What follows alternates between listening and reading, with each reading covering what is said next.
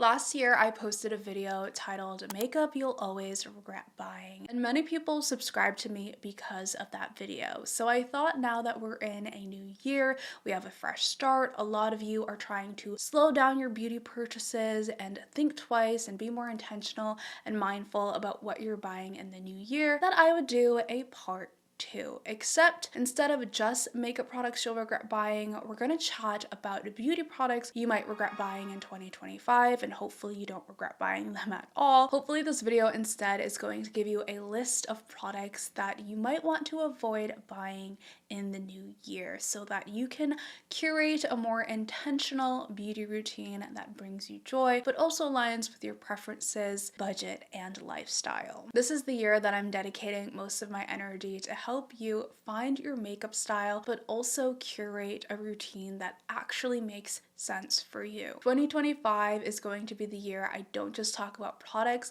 but also how to better get use out of the products and help you shop more strategically so that by the end of the year you don't feel guilty or shameful or regretful of the purchases you made. Keep in mind these are going to be a list of suggestions. It's really dependent on who you are, what you like. Again, preferences are going to be a huge word for 2025. I really just want you to take what you like and leave the rest. Because truthfully, I don't even avoid buying all of these, and some of these actually work for me. With all of that out of the way, let's go ahead and move on to the very first product you might regret buying in 2025. Overpriced products because they're supposedly supposed to be better quality. At this point, that is not the case. There is so much good makeup now, whether it's affordable, drugstore, dupes, high-end, mid-range, luxury. I almost don't believe in bad makeup. It's more about if the makeup works for you and learning how to use that makeup with technique and skills that's going to bring the best out of the product. This could also be applied to hair care, skin care, nail, body care, everything of the sorts. It's a matter of finding products that fit within your budget and prices that you feel comfortable paying.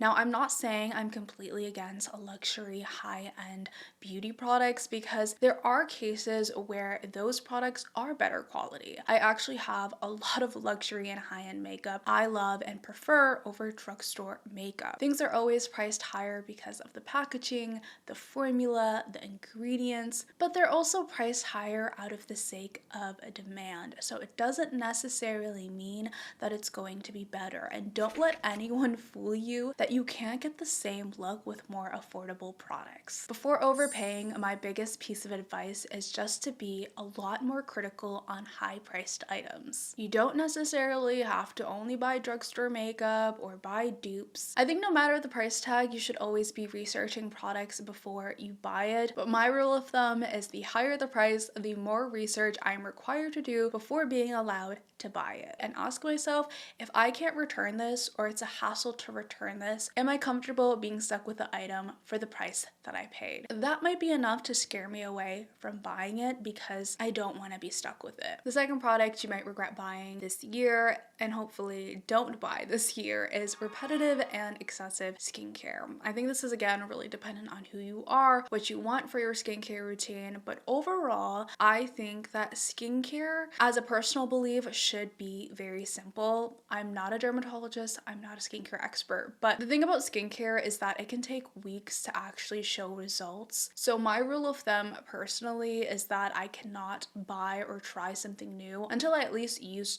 25% of that product up. And of course, I'm not going to force myself to do that if it's making my skin react in any negative way or breaking me out. But overall, if it's not making my skin negatively react in any way, I try to give that product a chance before buying or trying something new, especially as someone has acne prone, oily, and sensitive skin. A simple skincare routine is a lot easier for me to keep up with. I can also track more easily what's working on my skin, what's not working on my skin. And if I'm constantly trying new things, it makes it really difficult to figure out what the problem is. Another way you can interpret excessive skincare is maybe products that you just don't need multiples of, or things that aren't really adding values to your skincare routine. So personally for me, I don't don't like to buy a lot of face masks. I don't find them to be very effective at all. We don't use them that often. They're usually only recommended to use once or a few times per week. And I only really use face masks when I'm trying to have like a self-care day. So I try to only allow 2 or 3 in rotation at a time. And I do try to finish the face mask before buying a new one because it's just not essential in my skincare routine. So if you are not a skinfluencer or a dermatologist and your job doesn't depend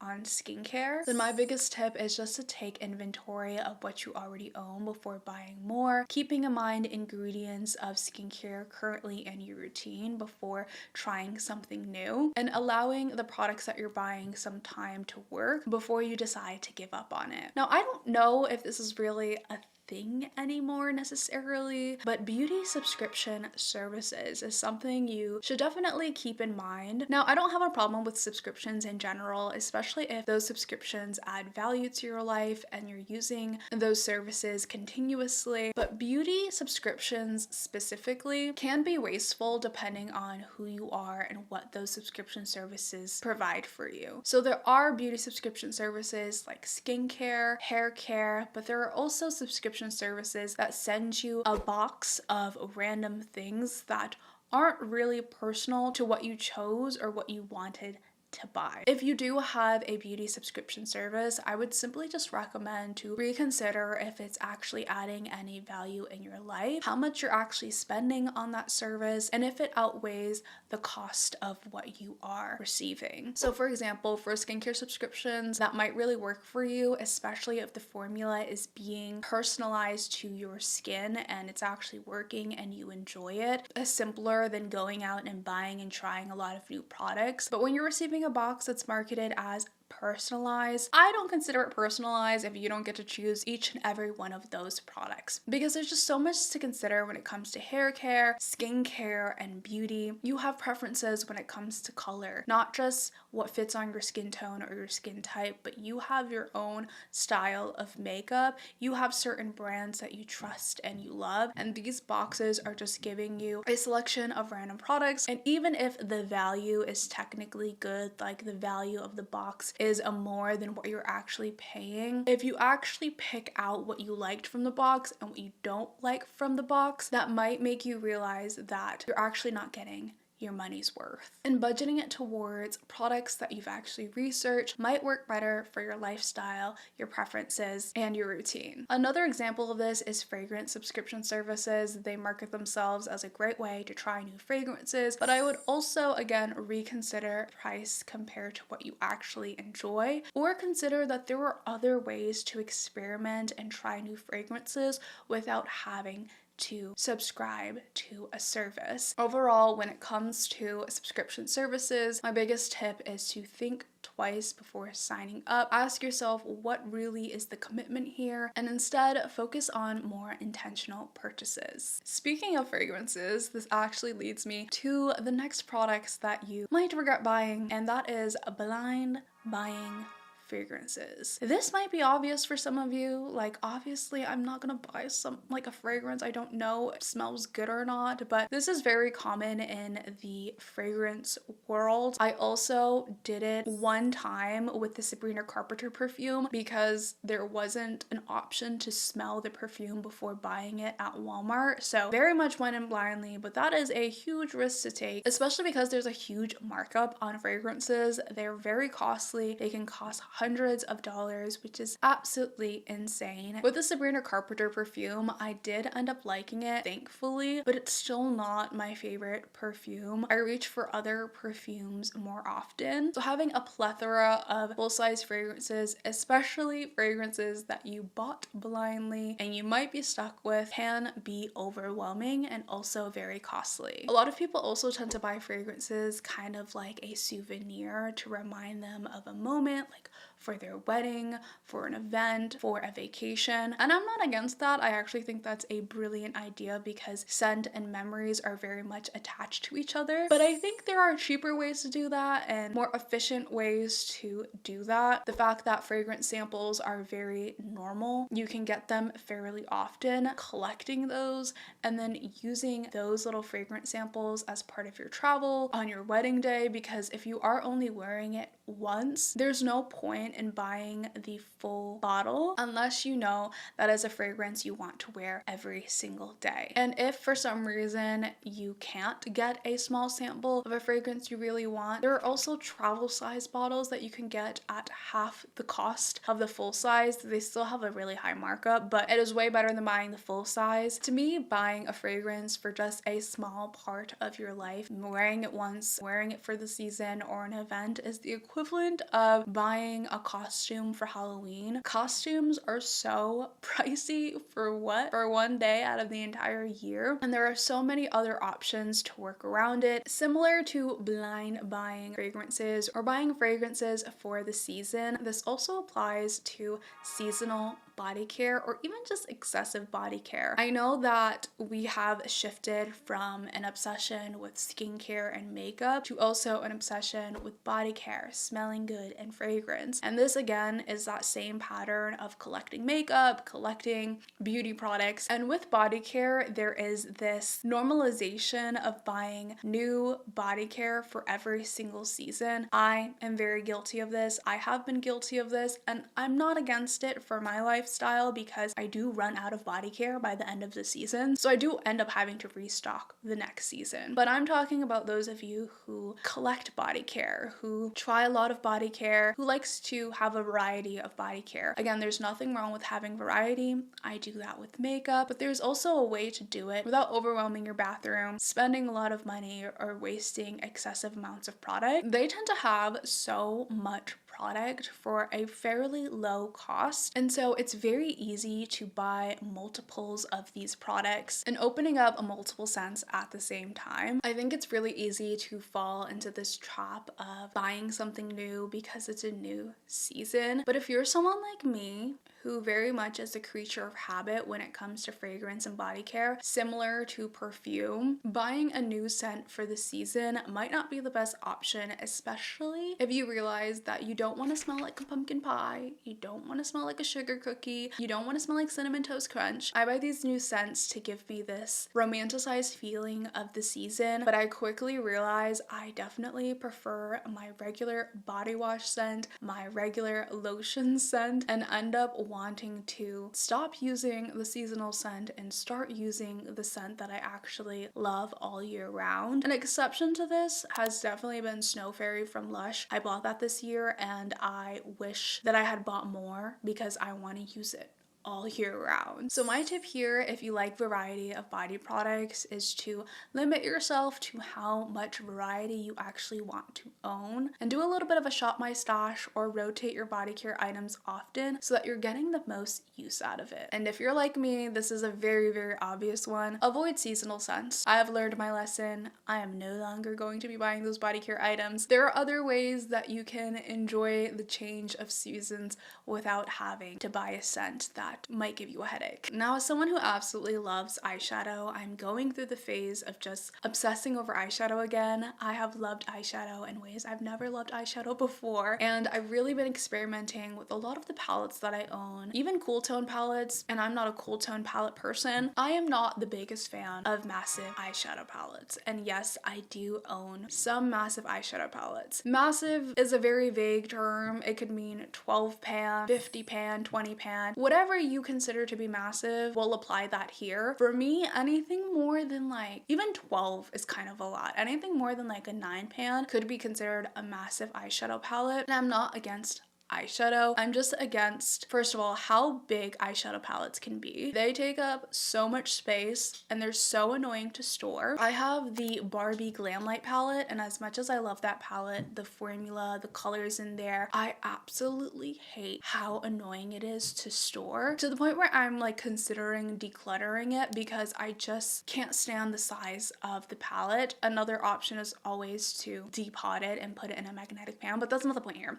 The point is, buying more massive eyeshadow palettes when, one, they just take up too much space, two, you don't always end up using every shade in that palette. So surface level, it seems like a great value to buy a palette because it is a better value to buy a product. You get more shades for less money. But if you don't use all of those shades, and this applies for any palettes in general, if you don't use all of those shades, the other shades go to waste and it doesn't end up being a better value for you. The rest of the palette ends up going to waste. And if you are someone who loves eyeshadow and buys multiple eyeshadow palettes, you likely have multiple of the same shades or similar shades in different palettes. So instead of getting use out of the color you really love, you end up spreading yourself super thin between all of the different eyeshadow palettes that you currently own. For me, large eyeshadow palettes can also be very overwhelming, and I just don't think they're a sustainable way to buy eyeshadow anymore. I want eyeshadow to trend again, but I don't want eyeshadow palettes to trend again. What I want to see more of is single eyeshadows that you can buy individually. You can put them in your own little palette if you want, or the brand can offer a separate palette that will fit their single pan eyeshadows. I want more single pan eyeshadows because they're also more sustainable. Like once you use an eyeshadow, you could just re-buy it. I had this realization last year because I have the Patrick Ta Major Dimensions 3 matte palette. I love every single color in that palette. I get use out of every single color, which, you know, gives me a good bang for my buck. But the problem with it is that I can't replace those eyeshadows. So if I use up the dark brown in that palette, I have to re-buy the whole palette for that dark brown. Or what I'm gonna do instead is find comparable brown single shadows instead of rebuying the palette. But if you are considering buying a massive eyeshadow palette, I would ask yourself what you're buying it for, what you really love about it, if there are particular shades you prefer, and see if there's something that you already own to recreate that look or that vibe, or instead buy a single, because there are many moments where I caught myself loving a palette because I only wanted one shade. Now, I don't know if it's just me. I don't spend money on beauty services. I have regretted it in the past, and I haven't really had a beauty service done in quite a while. The last time I even got a haircut was in January of 2020, and the last time I got my nails done, and the only time, was in like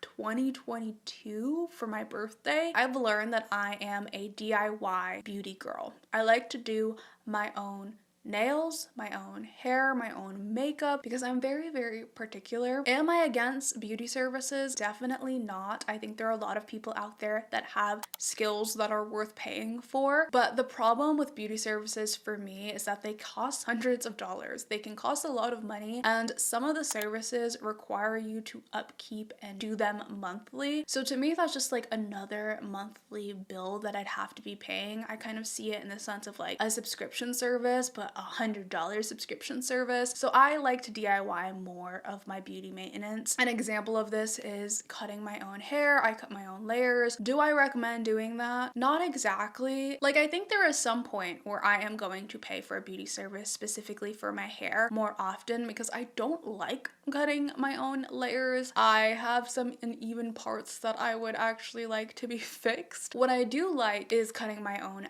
bangs, because my bangs can grow fairly quickly. So I find it very beneficial to know how to cut my own bangs, to cut bangs the way that I like them. I've had a professional cut my bangs in the past, and I didn't really like how they did them. And there are some services that if I could afford to keep up with it monthly, I would. But if you're trying to be more intentional about what you're spending your money on, certain beauty services might not be worth it for you. So my tip here, if you do spend a lot of money on beauty services, is to reconsider which ones are bringing more joy and value into your life, and other ones that maybe you might have to go to someone else to do, or maybe you can cut back on how often you do those services, or maybe you just feel like you can do at home and you don't need to pay for. At this point, there's a lot of tutorials and videos online to show you how to do things. It might be worth learning, and it could also be more therapeutic for you. And just to be clear, this doesn't apply to certain services like Botox or lip fillers. This is the year that I predict we are going to focus a lot lot on our makeup style, our beauty preferences, rather than following viral trends or buying viral products. With all of these no buy and low buy videos, and even just the comments that I read on my own videos, I'm noticing a common trend that people really want to focus on what is valuable to their life versus what is being recommended to them. Even if you're someone who does love to experiment with beauty, I feel like we've all regretted buying a product that doesn't align with our preferences. It's really fun to experiment with new products, especially when it comes to makeup, trying out new different looks,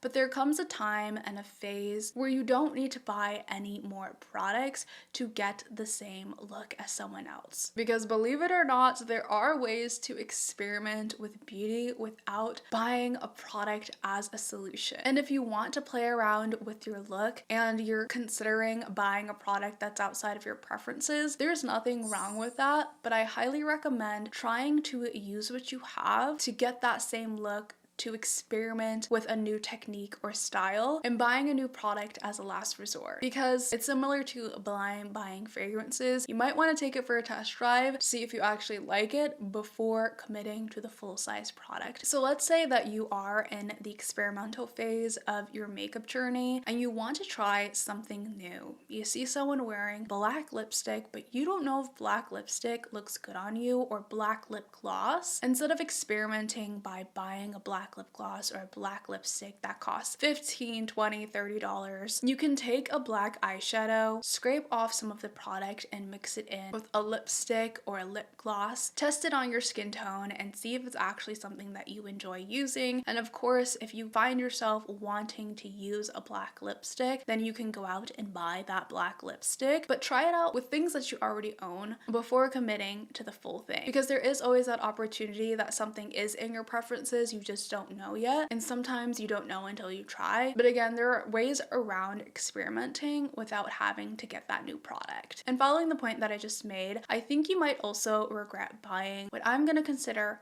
copycat products. So products that you saw on a celebrity or an influencer or even in person from someone that you admire, buying a product for the sake of having and owning the same thing as them to embody that person, that vibe, that look that they're able to achieve with that product. I think we constantly have to remind ourselves that just because something looks good on someone else or someone loves something doesn't mean we will love it and enjoy it in the same way. I think we have all been guilty of this, especially in the era of social media, but even in the era of cable TV and magazines, it has always been a thing. Whatever a celebrity was wearing, everyone else wants to wear and try, but we forget that sometimes we might have a different skin type, different skin color, different lifestyle, where the product might not work the same on us. So my tip here is to think critically when you see an influencer or a celebrity wearing a product. I think there's nothing wrong with these people sharing their beauty routine, their makeup routine. I'm a very nosy person and I love watching people do their makeup, seeing what's in their bag and the techniques that they're using. But just remember, you can recreate the same look with what you already own. You can still enjoy these videos, indulge in these videos, while keeping in mind that these videos can inspire you, but you do not have to get the same thing to get the same look. Only buy products that fits your personal needs and use what you have before trying more. And the last beauty item that I think you might regret buying this year is any organization. I think sometimes part of the fun of being in the beauty community is buying stuff. And buying things to organize the stuff, curating the stuff, recommending the stuff. But sometimes stuff can be very overwhelming and can cause clutter. So we tend to think that the solution to fix the clutter, fix the mess, is to buy organization, buy dressers, buy dividers, buy boxes to organize all of the things, but really that is just masking the problem. Usually the issue isn't a lack of storage, but it's often how much stuff we actually own, especially in purchasing multiple makeup bags, acrylic drawers, or rotating organizers and drawer declutters. It can be really tempting when you're trying to clean your space and get it together, but sometimes these products can end up as clutter themselves or encourage you to try to fill up this space with even more product. I have watched a couple of organization videos where it always starts off with the person going to Target, going to the Container Store, buying these really pricey organization items, and then realizing they don't fit perfectly within the drawer or realizing that they need more. I know people personally in my life where their natural reaction or instinct when they want to like clean the house or organize their mess is to go to the store to buy more things to organize that mess. But instead of buying more storage, I would recommend to focus on actually reducing what you have and finding other ways to organize what you already own, and looking through your house to see if there are other things you can use to organize the stuff that you keep. And I'm not talking to the people who just have never bought container organizations ever. I'm actually talking to the people who have bought organizers in the past, aka me, and then aren't satisfied with them, so then they go buy more organizers. I think a helpful process for me in the past has been first to declutter what I don't want before I organize. Take inventory of what I have, what I love, what I enjoy. Also, setting a limit of how much space I can have for certain items. So as a content creator, I do have more space than the normal person, but I don't have drawers and drawers filled with it. I do not aim for that lifestyle. I limit myself to all of the makeup has to fit in this little Malm drawer from IKEA. I also have 3 small drawers that are like the size of like a sock drawer. And then I have 1 container for PR, and anything beyond that needs to be gone, needs to be given away, needs to be decluttered, or I just can't bring it in because I don't have space for it. And so when I do have organizers, I know that the organizers that I own are going to fit that space. I do not need to buy any more because I have enough that already fits the space. If we don't set those limits, what ends up happening is accumulating piles of beauty products, accumulating piles of beauty things without really keeping track. So then you think the solution is to buy more drawers for these products, and when you buy more drawers, you have to buy more organizers, and it just continues to be the cycle of consumption, purchases. So set the limit, declutter what you don't want, repurpose organizers that you already have probably throughout the house, and maybe apply a 1 in, 1 out method so that you don't feel the need to buy organizers. Let me know in the comments below if there are any products that I missed that you have regretted buying in the past, or that you are no longer buying this year. I think when it comes to beauty, it is really easy to forget why we even started this journey in the first place. So my goal this year is to really help revive your love for beauty, remind you why you even started watching beauty content, enjoying beauty content, and hopefully I can help you find your makeup style and a beauty routine that actually aligns with who you are and your budget. And in case you forgot, you do not need to shop or buy anything to participate in the beauty community, to enjoy beauty, and to experiment with beauty. So hopefully you can join me in this journey in the new year. Subscribe if you're new to my channel, like this video if you enjoyed it, and as always, I'll catch you on the flip side. Bye!